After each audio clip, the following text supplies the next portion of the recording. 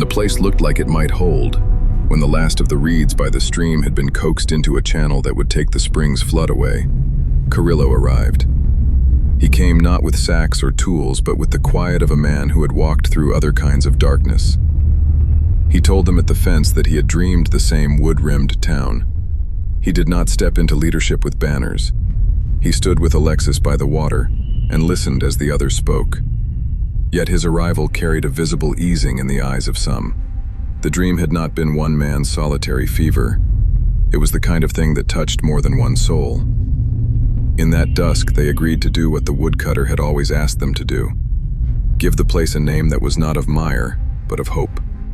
They gathered in the square beneath newly hung lanterns. Sebastian spoke, with his soft hand on a steaming loaf. Carillo, with a voice that was less learned sermon than calm, blessed that first speech. And for the first time they shed the old name by intent. Hollowmire became Hollowmere, a mere made hallowed by labor, a place reborn. Their feast was not a city's feast. It was the whole of the settlement enacting a rite of survival. They roasted root and bird, set out loaves, and drank to the hands that had bled and labored. Children were held close. Newcomers were welcomed. For a moment the cold bit but did not break them.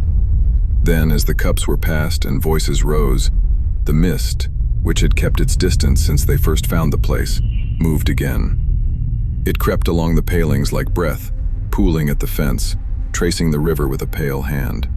The laughter slackened and the elders watched with old, small fear. At first they stood in the square and looked at the gray beyond, and then the panic of instinct took them. Names were called. Lanterns were snuffed.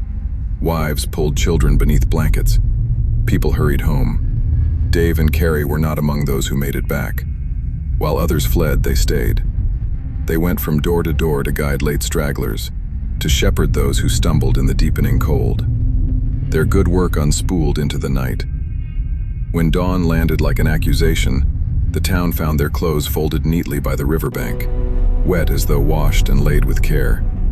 No bodies, no tracks leading into the reeds, only the garments, and the silence that sat in their sockets like a stone.